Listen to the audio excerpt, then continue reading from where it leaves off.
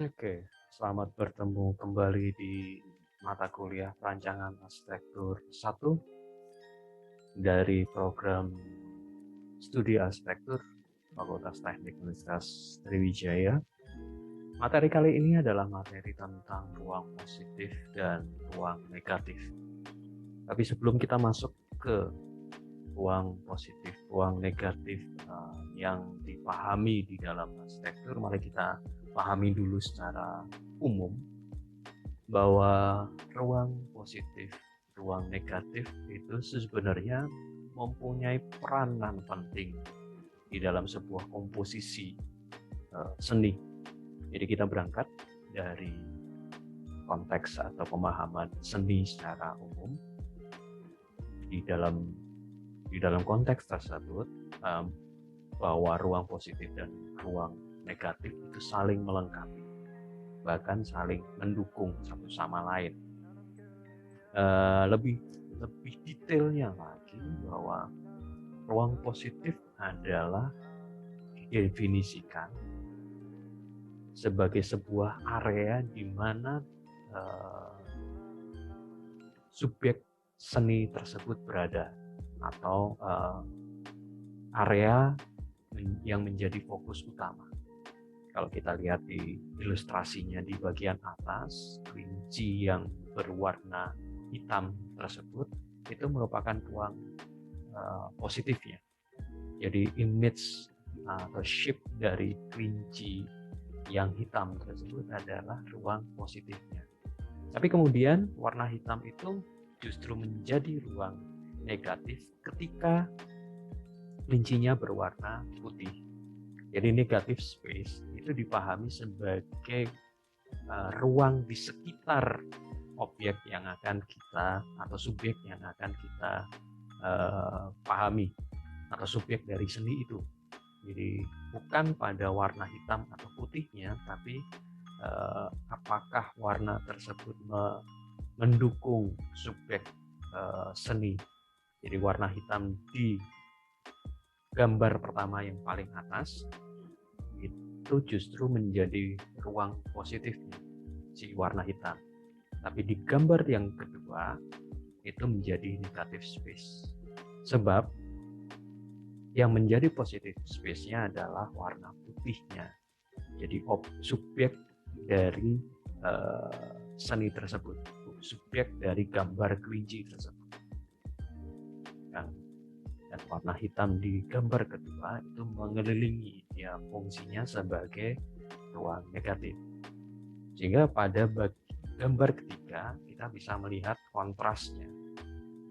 Kelinci dibagi menjadi dua, warna putih di sisi kiri gambar ketiga itu sebagai negatif space. Namun di sisi kanan warna putih menjadi positive space. Jadi bukan pada warna hitam atau putih, tapi kembali lagi pada bagaimana warna itu atau gambaran tersebut menjadi subjek utama dari seni. Ini yang kemudian menjadi pemahaman utuhnya bahwa tidak mungkin terjadi antara ruang negatif atau ruang positif berdiri sendiri. There is never a positive without negative. Ini kalau bisa ditarik secara kehidupan secara umum memang seperti itu. Jadi tidak mungkin ada positif jika tidak ada yang negatif. Terutama di seni ini menjadi penting kaitannya dengan mana yang mau ditonjolkan, mana yang menjadi fokus utama. Positive space and negative space work together to achieve balance in composition. Jadi hitam dan putihnya atau positif dan negatif space-nya itu harus bekerja sama untuk menjadi sebuah komposisi yang seimbang. Bicara nanti dengan komposisi, nanti ada materi khusus tentang komposisi. Tanpa mereka, without them, our work might overwhelm the eye or not attractive the layout at all. Jadi justru bagaimana mengkomposisikan ruang positif dan ruang negatif, supaya keduanya mendukung, keduanya saling melengkapi. Itu yang dipahami bahwa bukan harus mengurangi negatifnya atau menonjolkan positifnya, tapi bagaimana kedua positif dan negatif space itu mampu bekerja sama sehingga menghasilkan sesuatu seni atau suatu gambar atau sesuatu karya yang balance. Kalau kita coba lihatnya ke dalam dunia arsitektur, mungkin berangkatnya dari pemahaman yang umum dulu. Positive space refer to area where the subject is positioned. Sama seperti yang seni tadi, bahwa positive space itu mengacu pada subjek atau mengacu pada ini yang ditonjolkan, ini yang menjadi subjek utama dalam sebuah komposisi. In other words, positive space is the main focus area, whilst negative space is a background. Jadi ada foreground, ada background, ada yang ditonjolkan atau menjadi fokus perhatian, dan yang ada di backgroundnya menjadi support untuk supaya si objek atau subjek fokus utama ini semakin menonjol, semakin diperhatikan. Oke, secara umum positive and negative space juga bisa dipahami dalam konteks yang sangat luas, yaitu kota. Nanti di kalian mahasiswa arsitektur, terutama yang semester 1, di semester berikutnya, mungkin di semester lebih tinggi, kita akan mendapatkan solid point di mata kuliah atau di pemahaman tentang sebuah kota atau pemahaman sebuah kawasan. Yang solid itu menggambarkan atau mengidentifikasikan sebuah bangunan, dan yang pointnya adalah ruang terbuka. Nanti yang menarik adalah terutama di gambaran yang ini, bagaimana negatif space itu terkait dengan jarak antara solid. Ini dipahami sebagai negatif space, ruang terbuka. Pada saat bersamaan, ruang terbuka di dalam lingkaran ini yang di warna merah ini itu menjadi positive space. Jadi ini akan terkait dengan aktivitas, terkait dengan persepsi ruang, terkait dengan proporsi dan segala macam. Itu kita akan bisa pelajari berikutnya pada konteks kota atau pada konteks kawasan.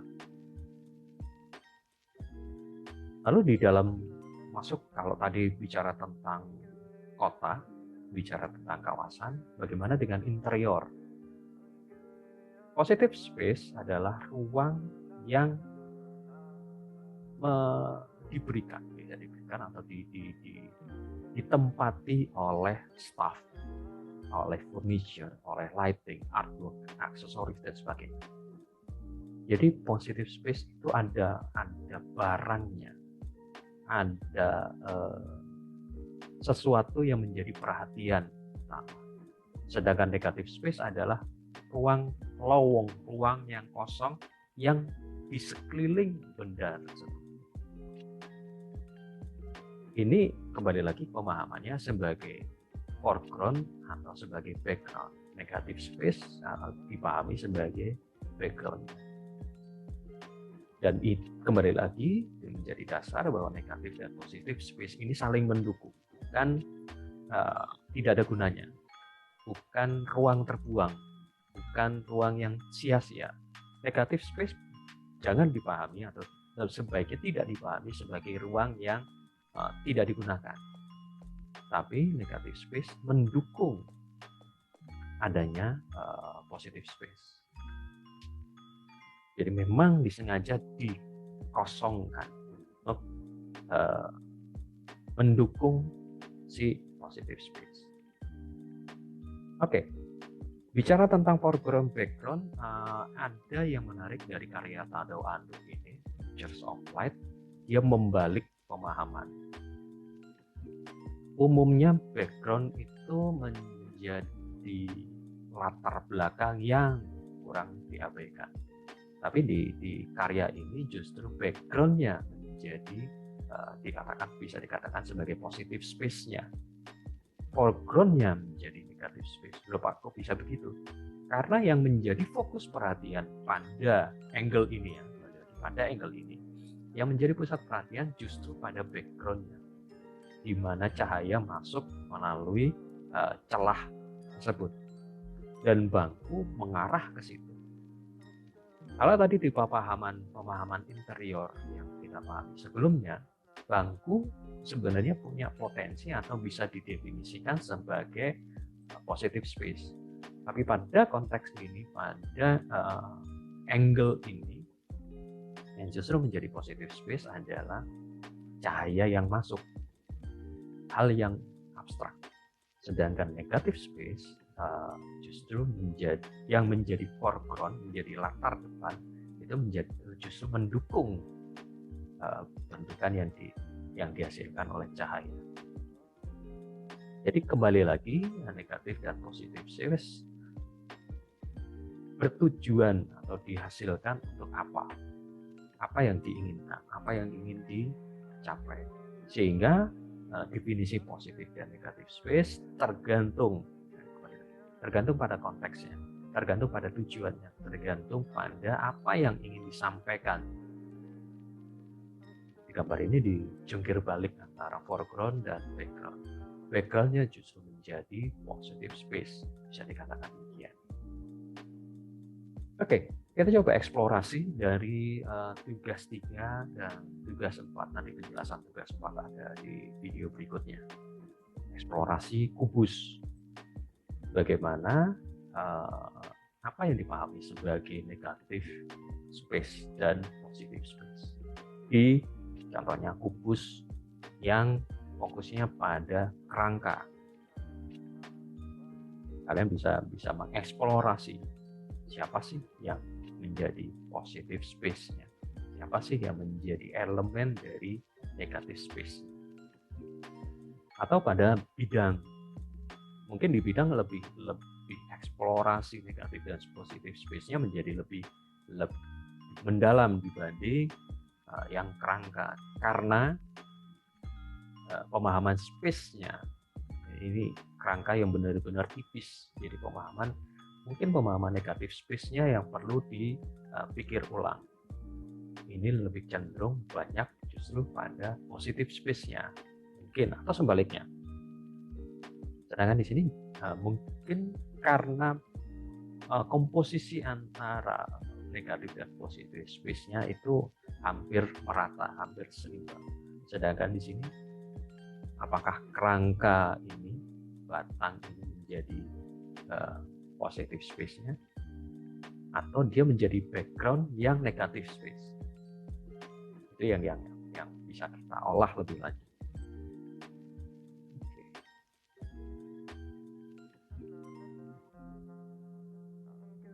Atau perpaduan antara batang dan bidang, sehingga di sini terlihat apakah batang, terutama di contoh yang 3 dan 4 ini, apakah batang itu menjadi elemen dari positive space seperti pemahaman di interior tadi, dia menjadi staff-nya, menjadi furniture-nya, dia menjadi aksesorisnya yang ingin ditonjolkan. Sedangkan bidang menjadi latar belakang atau negative space.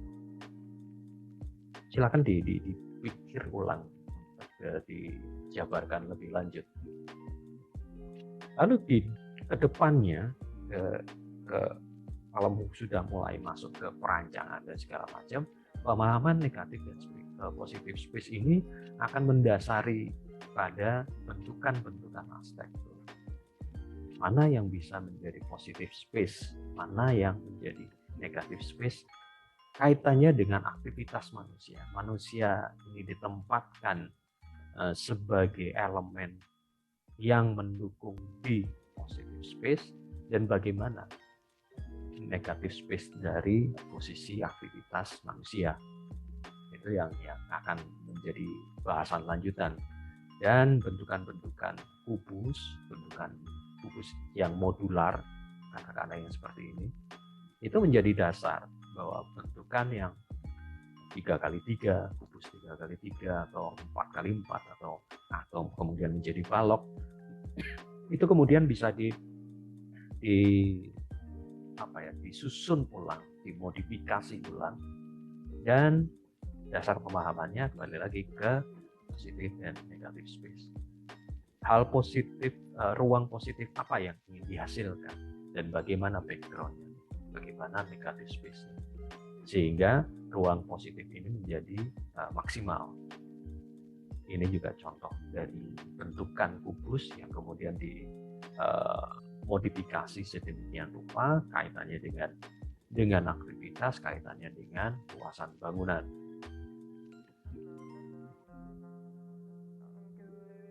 Yang terakhir ini beberapa karya instalasi yang basisnya atau dasarnya adalah bentuk kubus. Kita bisa eksplorasi lebih lanjut kaitan dengan pemahaman ruang positif, ruang negatif, dan aktivitas. Mungkin itu yang bisa saya sampaikan di materi kali ini. Materi ini akan sangat banyak diskusi dan bisa dikembangkan lebih lanjut. Terima kasih sudah menyaksikan. Sampai jumpa di video berikutnya.